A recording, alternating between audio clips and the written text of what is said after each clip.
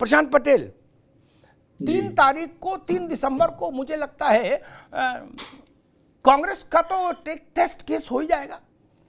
जैसे होता ना कई तरह के टेस्ट, ब्लड, एक बार ब्लड लो सिरिंज में और शाम को कई तरह की रिपोर्ट आ जाती है उसमें तमाम बीमारियों का सब, तो वैसा टेस्ट हो जाएगा। लेकिन टेस्ट आपका भी हो जाएगा। जब ये रिजल्ट आ रहा होगा तब लोकसभा का चुनाव इतना नजदीक होगा कि यूं हाथ बढ़ाओ तो लोकसभा के चुनाव को स्पर्श करेगा देश, ठीक? तब समय नहीं होगा किसी तरह के रेक्टिफिकेशन का, तो इतना भी नहीं होगा कि कोई किससे नई विटामिन भी खा लो और वो विटामिन डी की डिफिशियंसी अचानक एकदम दूर कर दे शरीर में, क्योंकि चुनाव इतना नजदीक आ चुका होगा। अगर इस टेस्ट केस में भारतीय जनता पार्टी अच्छा नहीं कर पाई तो उसका भी मॉरल एक पॉलिटिकल पार्टी की तरीके से वैसे ही कमज़ोर हो जाएगा जैसा हम कह रहे कि कांग्रेस का कमज़ोर हो जाएगा अगर वो अच्छा प्रदर्शन नहीं कर पाई। और वो समय खतरनाक है। कोई राज्य हार जाना, जीत जाना कोई बहुत बड़ी बात नहीं लोकसभा चुनाव के लिए, और समय होता साल भर का, तो मैं फिर ये कहता कि लोकसभा चुनाव में इसका असर पड़ेगा, इसकी भी कोई गारंटी नहीं। पिछला चुनाव उदाहरण है राजस्थान, मध्य प्रदेश, छत्तीसगढ़ का, इवन कर्नाटका उदाहरण है, खैर, लेकिन ये बहुत नजदीक चुनाव है लोकसभा का। तो मुझे लगता है कि पल्पिटेशन आपका भी बढ़ा होना चाहिए, भाजपा का भी, नहीं? जी अमिताभ जी नमस्कार। नमस्कार। बिल्कुल हम लोग तैयार हैं चुनाव के लिए, चुनाव परिणाम के लिए। हम लोग सकारात्मक है कि हम जीतने जा रहे हैं, अच्छा परफॉर्म करने जा रहे हैं सभी चुनाव में। और जहां तक अगर आपने पिछले चुनाव की बात की, पिछले चुनाव में देखा होगा कि हम तो चारों राज्यों में हार गए थे, परिणाम हमारा अच्छा नहीं रहा था। और उस गलत फहमी में कई लोग चले गए। आपको याद होगा चंद्रबाबू नायडू ऐसे यहाँ केजरीवाल से मिलते थे, किम जोन और सी जिनपिंग की मुलाकात होती है। अच्छा खासा गठबंधन की सरकार चल रही थी, आज कहाँ पर है आप जानते हैं। सावित्रीबाई फुले हो, उपेंद्र कुशवाहा हो, कई लोग गलत फहमी का शिकार हो गए। कह रहे अब तो मोदी सरकार का तिलिस्म चला गया। तो मोदी सरकार तो इसे कंटिन्यू रही, हम अच्छी सीटों पे आए, लेकिन जो लोग गलत फहमी का शिकार हो गए वो आज अपनी राजनीतिक गति देख रहे हैं। तो विधानसभा, आप स्वयं वरिष्ठ विधानसभा चुनाव, लोकसभा अलग पैटर्न का होता है। पिछली बार भी ऐसा हुआ कि हम विधानसभा चुनाव में हमें कम सीटें मिली और उन्हीं सीट राज्यों में हमने लोकसभा में क्लीन स्वीप किया। कर्नाटक में हमारी सरकार नहीं बनी थी पिछली बार, हमने कर्नाटक में 28 में से 26 जीती, राजस्थान में 25 में से 25 जीती, मध्य प्रदेश में एक छोड़कर बाकी जीती, छत्तीसगढ़ में एक सीट शायद हारे थे। तो हमने तो सब जगह परफॉर्मेंस हुआ। तो हालांकि मतलब हमें यह नहीं कह रहे हैं कि हम जो 18 वाला वैसा रिजल्ट आएगा। हम इस बार सरकार बनाने जा रहे हैं और 24 में भी पूर्ण बहुमत के साथ 300 से अधिक सीटों के साथ सरकार बनाएंगे। बाकी लोगों को अपना देखना है कि क्या करते हैं, लेकिन जो गलतफहमी के अगर कहीं शिकार हो गए। प्रशांत पटेल, इसमें एक बुनियादी अंतर है, ये थ्योरी मुझे पता है और मेरे दिमाग में है ये थ्योरी, इसके और उदाहरण भी हैं, लेकिन मुझे लग रहा है तब देश के पास 1 साल का समय था, लगभग 1 साल का, ठीक, कुछ ऊंचा नीचा हो सकता है। विधानसभा सेम समय भी चुनाव हुआ था, नहीं यही सेम समय था। इस बार शायद उतना समय नहीं होगा, नहीं, बहुत जल्दी नहीं। आपका जब आप तत्कालिक तौर पर हारे होते हैं तो एक पार्टी का, कैडर का मनोबल तो कमजोर होता ही, आपके साथियों का भी भरोसा आप में घटता है, कमजोर होता है। नहीं तब ये सेम समय भी चुनाव पिछली बार भी हुआ था। ये तो मध्य प्रदेश, राजस्थान, छत्तीसगढ़ का सेम समय चुनाव होता है। कर्नाटक का भी सेम समय हुआ और अभी लोकसभा में भी कोई ऐसा नहीं कि पहले चुनाव हम करा रहे हैं, चुनाव वही मार्च अप्रैल में ही होंगे। तो कोई ऐसा विषय नहीं, जो परिस्थितियां 2018-19 में थी वही परिस्थितियां 23-24 में, कहीं पर भी कोई अंतर नहीं है। नावेशी को भाई, बीजेपी कह रही है कि अव्वल तो जीतेंगे, जो सब पार्टियां कहती वो भी कह रही है। अगर एक अन्यथा हमने पिछले लोकसभा चुनाव से पहले राजस्थान, मध्य प्रदेश, छत्तीसगढ़ लूज किया, उसके बाद भी हम उन राज्यों में 50% वोट का जो वो एक वो होता है हाफ वे मार्क, जो बहुत रेयर कोई पार्टी पार करती है, उसको पार करके आए उन सब राज्यों में।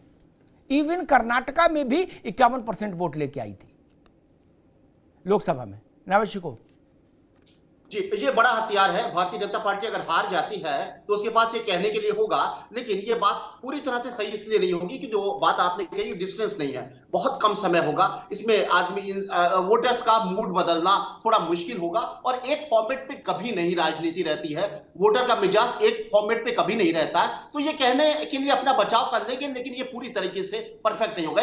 मैं एक बात कहना चाहता हूँ, थोड़ा समय दे दीजिए। पिछला सप्ताह जो गुजरा उस पर हम लोगों ने चर्चा नहीं की कि समाजवादी पार्टी और कांग्रेस के जो वर्कर्स हैं इतने मुखर दिखे, इतने ज्यादा आक्रामक दिखे एक दूसरे के खिलाफ, कि हमने कभी इन वर्कर्स को, इन प्रवक्ताओं को भाजपा के खिलाफ इतना मुखर कभी नहीं देखा, कभी नहीं देखा।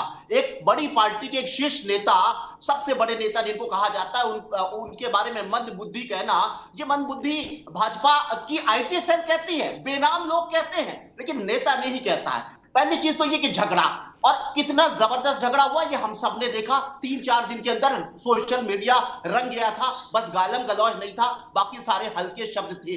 दूसरी सबसे बड़ी महत्वपूर्ण, हम इस बात को लोकतंत्र मान लेते हैं। हम मान लेते हैं कि हम अपना घर में झगड़ा करते हैं तो वो लोकतंत्र है। हम मान लेते हैं कि हम अपने कुनबे में एक दूसरे से तकरार करते हैं तो हमें कहने की आजादी है। चलिए हम थोड़ी देर के लिए मान लेते हैं, और ये बात सही भी है कि हर संयुक्त परिवार में जो है बर्तन खनकते हैं, और यहां भी मान लेंगे कि ये आपस में लड़ रहे हैं, लेकिन आखिर में एक होकर लड़ेंगे, मजबूती से लड़ेंगे और भारतीय जनता पार्टी को टक्कर देंगे। ये बात हम मान लेते हैं, चलिए ठीक है। लेकिन एक बात को मानना पड़ेगा, 3 तरह के वोटर हैं। एक भाजपा को वोट देके उसको जिताना चाहते हैं, एक भाजपा को हराना चाहते हैं, एक वोटर वर्ग वो है जो कहता है कि भाजपा में कमियां तो है लेकिन हमें भाजपा को वोट देना मजबूरी है, इसलिए क्योंकि कोई विकल्प नहीं है। लेकिन इधर माहौल खड़ा हो गया था कि एक विकल्प तैयार हो गया भाजपा को हराने के लिए, वो वर्ग जो है निर्णायक होने वाला है। लेकिन उस वर्ग को क्या लगने लगा है, पूरे देश को क्या लगने लगा है कि भाजपा भी गठबंधन में है, लेकिन भाजपा, वही बात मैं कहूंगा, भाजपा के पास अकेला इतना बहुमत है, अकेली पार्टी का, कि उसकी सरकार गिरा नहीं सकते। अब ये तूत तकार से लगने लगा है कि अगर गठबंधन यानी इंडिया गठबंधन सरकार बना भी लेगी तो क्या गारंटी है कि कितने दिन तक चला पाएगी, कितने दिन चला पाएगी। अस्थायी सरकार, देश को अस्थिर सरकार नहीं चाहिए। लाख बुराइयां भारतीय जनता पार्टी सरकार में है, मैं भी उसकी कई आलोचना करता हूं, लेकिन इस वक्त एक बात कहूंगा, किसी सरकार की सबसे बड़ी ताकत होती है स्थिर सरकार देना, और भाजपा ने, एनडीए ने यह साबित किया है कि हम स्थिर सरकार दे सकते हैं। स्थिर सरकार से कम उम्मीद होती है कि कुछ विकास कार्य हो सकता है। लेकिन एनडीए की एक कमजोरी का एक सैंपल जो सामने आया है, ये घातक होगा, इसलिए लड़ाई झगड़ा थोड़ा कम करे तो बेहतर होगा। ठीक बात है। मेरा अपना अनुभव ये कहता है राजनीति का कि अगर आप जो टॉप पर है वो मजबूत नहीं है, क्या उसके चेहरे में लोगों को ये नहीं लग रहा गुरु इसकी फोटो बना चुनाव नहीं जीतेंगे, तब तक कोई किसी की नहीं मानता। 24 और 27 2 चुनाव हो जाने दीजिए सपा के, अगर सपा 27 में सरकार में नहीं लौटी और या 24 में अच्छा नहीं कर पाई, तो समाजवादी पार्टी में भी आप वही दृश्य देखेंगे जो कांग्रेस में देख रहे हैं। क्या कार्यकर्ता को, नेता को आप जिता सकते हैं तो ठीक है। उदाहरण देता हूं एक छोटा सा, कांग्रेस पंजाब में अपनी अथॉरिटी स्टैब्लिश नहीं कर पाई, उसने बहुत देर में प्रयोग किया, जब खेत खराब हो गया उस प्रयोग से भी ये हाल बना, न 3 में रहे न 13 में रहे, जमींदोज हो गए। क्या आप चन्नी, सिद्धू, अमरिंदर इसी लफड़े में पड़े रहे, और आधा मन इधर आधा मन उधर, इधर भी डर रहे थे उधर भी डर रहे थे, अमरिंदर आपका फोन नहीं उठा रहे थे, ये स्थिति होगी। राजस्थान में वह हुआ, पूरे 5 साल तू में गए, पूरे 5 साल गाली गलौज में गए, एक दूसरे के खिलाफ मुकदमा लिखा दिए सरकार में रहते हुए, भ्रष्टाचार के आरोप लगा दिए। यही हाल छत्तीसगढ़ में रहा, भूपेश बघेल और टीएस सिंहदेव। क्यों? क्योंकि 10 जनपद के पास वो अथॉरिटी नहीं बची जो इंदिरा गांधी कमांड करती थी। राज शर्मा जी कुछ सोच सकता था इंदिरा गांधी के समय में कि 5 साल ड्रामा कर ले कोई, और दिल्ली से लोग जाएं और फिर दिल्ली जाएं और दिल्ली वाले जाएं, बोले आला कमान, ये खड़गे जी गए थे और कोई छोटा मोटा नहीं, खड़गे गए थे। क्या कहा था वहां के विधायक ने, शांति धारीवाल ने, कि कौन आला कौन कमान। फिर भी सरकार तो चली ना। क्या इंदिरा गांधी के समय में संभव था कि कोई ये कह दे कौन आला कौन कमान? राज शर्मा जी, देखिए मैं इस राइडर के साथ था कि आप बाद में वो नहीं करो कि आप बहुत लोकतांत्रिक हैं, इस राइडर के बाद ही बात कह रहा हूं मैं पहले आप मेरी बात जी। सुनिए। अब जब आपने मेरे से पूछा तो थोड़ा समय दे दियो मेरी जी। बात बिल्कुल को। बिल्कुल। आप अगर आप पिछले दिन को रोते रहेंगे, पिछली बार गुनाते रहेंगे, तो इससे ना तो देश की तरक्की होगी ना किसी राजनीतिक पार्टी की तरक्की होगी। मैं एक बात कहने वाला हूं, हैज गॉट बाय गॉड, हमें जी। आने की सोचनी है, आगे की सोचनी है। और आज मैं आपको फिर एक बार कह रहा हूं कि मैं अपनी पार्टी के बारे में कह सकता जी। हूं, हमारी पार्टी पे एक नैतिकता है और हमारी पार्टी में बड़े नेता अपने की जो बात होती है उसको माना जा रहा है। अब ये आप लोग अगर कह दें या भारतीय जनता पार्टी कह दे, अरे ताकत क्यों नहीं है भाई, 10 जनपद क्यों नहीं है ताकत, राहुल हमारे नेता हैं, सोनिया जी हमारी नेता है, खड़गे जी हमारे नेता हैं, भाई क्यों नहीं ताकत है? कई प्रदेशों में सरकार चला रहे हैं, मगर कभी कभी एक कहावत है ना, every man has a day. जैसे आपने बस एक बात अच्छी बोली कि जब ताकत होती है चेहरा एक चाहिए होता है, तो हमारे पास चेहरा है, हमारे पास चेहरा है, राहुल जी हैं, सोनिया जी हैं, खड़गे जी, इसमें क्या दिक्कत है? एक चाहिए होता, कई हो गए के पास चेहरा जी। हाँ। नहीं, कोई नहीं होता है, परिवार बड़ा है साहब, देश बड़ा है, 150 करोड़ की जनता का है। मैं कह रहा भारतीय जनता पार्टी के पास कहां चेहरा है? मैं आपसे एक सवाल कर रहा हूं विनम्र होके जी जी कि आप ये बताइए, क्या मोदी जी विधानसभा लड़ रहे हैं? सभासद का इलेक्शन हो, मोदी के नाम, मोदी जी कहते हैं मेरे नाम पे वोट दो। नगर पंचायत का हो, मोदी जी कहते हैं मेरे नाम पे दो। विधानसभा मेरे नाम पे दो, एमपी मेरे नाम पे दो। इसलिए इस देश का नाश हो गया। और जो आपको बता दूं मैं, भारत की जनता ने और प्रदेशों की जनता ने जहां पे दूसरी बार भारतीय जनता पार्टी को चुना, वो इसलिए चुना था कि चलो इन्हें लगा देश के वोटर्स को कि 5 साल है, चलो इन्हें 10 साल दे दो। अब 15 साल देके इस देश को गरत में नहीं पहुंचाएगी। जी बिल्कुल नहीं, ठीक बात।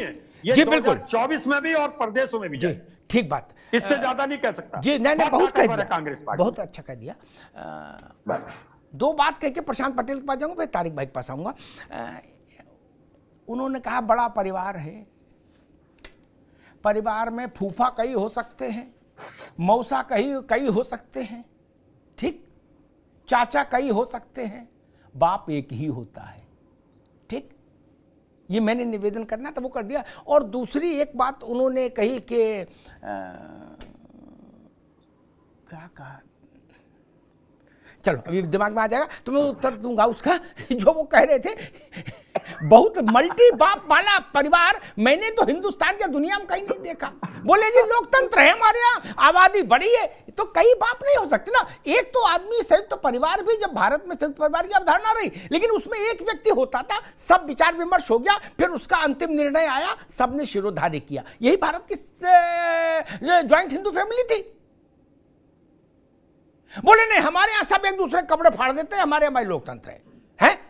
ये नहीं मित्र। और अगर आप इसको लोकतंत्र मानने तो अच्छी बात है, मानो, कौन सी दिक्कत है।